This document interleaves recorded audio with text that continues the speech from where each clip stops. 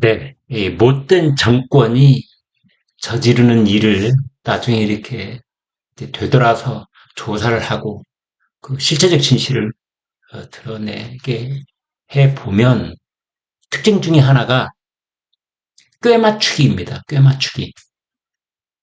그러니까 집권 세력, 그 정점에 있는 대통령, 그 사람들이 공약을 했거나 우격다짐으로 밀어붙이고 있는 일에 대한 어떤 논리적 근거를, 사이비 근거죠.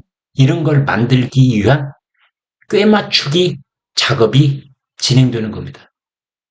커다란 음모라고도 할 수 있지요. 형식 요건상 뭐 예비적으로 뭘 조사하고 무슨 위원회를 꾸려가지고 거기서 통과를 시키고 그래서 이제 정책을 입안을 하고 그렇게 해서 이제 마지막까지 이게 다 나라를 뒤집어 놓는다. 이렇게 되는 거 아니겠습니까? 자기네들 손으로 하는 일이 아니라 무슨 위원회를 만드는 거지요. 위원회를 뭐 여러 가지를 만듭니다. 왜 그런 걸 할까요? 꽤 맞추려고. 우리가 하려고 하는 거 아니야? 전문가들, 과학자들 다 모여가지고 위원회 만들어 봤더니 이렇게 하래. 그래서 우리도 하는 거라고.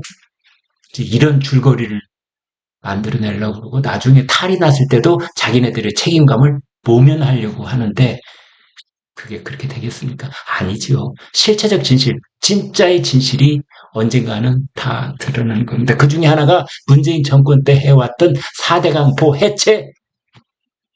도대체 이 사람들은 왜 이것을 이렇게 끝까지 밀어붙였으며 그 논리적 근거가 뭐였을까? 이것을 들여다보고 들여다봤더니 기가 막힌 일들이 드러난 겁니다. 매일경제신문 오늘 제목 4대강 보 기승전 해체. 문재인 정부 편파 검증 드러나. 기승전결 기승전 해체. 중간 단계 그 알아서 꿰어 맞춰가지고 가지고 와. 결론은 4대강 해체. 보 해체. 그래서 만든 위원회가 있는데 평가위원회입니다. 4대강 보가 정말로 우리나라의 경제성이 있고 환경에도 좋고 이런 것인지 여부를 면밀하게 이제 조사를 한다 이겁니다. 조사 평가 기획위원회. 4대강 조사 평가 기획위원회. 그냥 편의상 기획위원회라고 해보겠습니다. 금강, 영산강 보호 처리 문제를 논의하면서 금강은 충청권, 영산강은 호남권이 되겠지요. 해체만을 가정한 나머지는 따질 필요 없어. 거기는 보호 없애야 될 때 그때 어떤 결과가 나오는지만 조사해. 경제성 분석을 진행을 했다. 보호 해체했을 때의 경제성만 조사를 했다. 보호를 그대로 놔두거나 증설을 했을 때의 경제성은 아예 들여다볼 생각도 안 했다. 그래서 기획위원회라는 곳이 결론을 이미 보호를 해체한다. 라고 내려놓고 상식적으로 또는 조작적으로 거짓으로 검증하고 논의한 것이 아니냐라는 지적이 나오는 겁니다. 이런 일들은 이제 왜 그 당시에도 이런 의혹은 다 있었습니다. 짐작들은 하고 있었지요. 그러나 물증이 나와야 될 거 아닙니까? 이제 그것들이 나오고 있는 겁니다. 각 정부 부처에는 문재인 정권 때 놔두었던 그때의 어떤 도둑질, 거짓말, 조작 이런 것들의 흔적이 남아있는 겁니다. 남아있는 겁니다. 도둑놈의 발자국이 남아있는 겁니다. 도둑놈의 지문이 유리창에도 묻어있고 손잡이에도 묻어있는 겁니다. 아무리 깨끗이 닦고 도망가려고 해도 100%가 되겠습니다. 환경부가 국회에 제출을 했는데 기획위원회 1기 회의록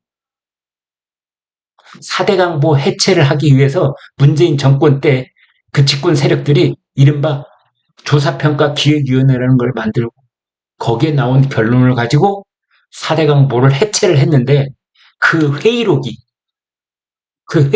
없앨 수는 없었던 것입니다. 그게 이제 나온 겁니다. 그 회의록이 환경부에 있었는데 거기에 금강, 영산강 보 해체 및 상시 개방 발표를 앞두고 경제성 분석 과정이 그 회의록에 남아있는 겁니다. 보를 해체하는 경우에 대해서만 경제성 분석을 진행을 하고 보를 유지, 관리하는 대안에 대해서는 아무런 비교 분석이 없었다라고 밝혀진 겁니다. 여기 아까 말씀드린 조사평가기획위원회 위원이 15명, 당연직 공무원 7명, 민간위원 8명, 이렇게 15명인데 민간위원들을 살펴보니까 모두 8명 모두 4대강 사업을 반대했던 특정 시민단체로부터 추천된 인사들로만 구성이 됐다. 이겁니다. 정말 이게 이렇게 들통날 줄은 그 사람들 몰랐던 모양이지요. 네. 이러한 일들이 언젠가는 백일화에 드러날 거라는 걸 아마 그 당시는 몰랐었던 것일까요? 180여 명 후보들을 만들어 놓고 그거를 이제 기획위원회 이 사람 갖다가 불러서 기획위원회 꾸리면 어떨까요? 라는 거를 그쪽에 가서 물어봤다는 거지요. 어떤 고양이를 생선가게를 어떤 고양이한테 맡기면 좋을까요? 라고 물어봤다는 거지요. 그랬더니 거기에 배제할 인사한테는 N자 표시를 했답니다. NO! A표, N자 표시. 정말 너무너무 어이가 없고 기가 막혀서 말이 안 나올 지경입니다. 블랙리스트라고 해야 되나요? 뭐라고 해야 되나요? 4대강 보가 농업용수로도 그렇고 홍수 조절용으로도 그렇고 경제성으로도 그렇고 환경 영향을 평가했을 때도 그렇고 그 4대강 보가 절대적으로 필요하다라는 얘기를 했던 사람은 모두 다 제외시켜놓고 4대강 보는 안 돼라는 말을 무작정 했던 사람들만 모아가지고 4대강 보 조사평가 기획위원들을 꾸린 겁니다. 결론은 보란 말이죠. 그 보면 뭐예요? 회의하면 뭐예요? 기승전 해체. 기가 막힌 일을 한 사람들입니다.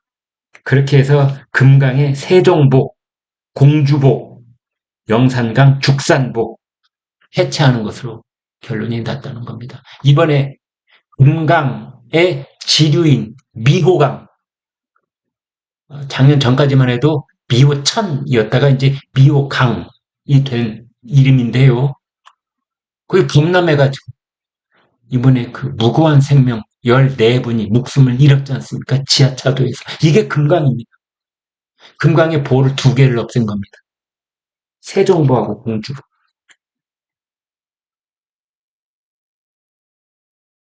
현재는 4대강 사업으로 건설된 16개 보 중에 세종보 2018년부터 가동이 중단돼 있는 상태입니다. 그래서 지금 그 세종보를 복구하는 것이 윤석열 정부의 4대강 사업 재평가 이후에 첫 번째 후속 조치가 될 것이다. 이런 전망이 나오고 있습니다. 여러분 참 기가 막힌 일들이 문재인 정권 때 있었다. 이런 생각 안 드십니까? 네, 여러분 고맙습니다.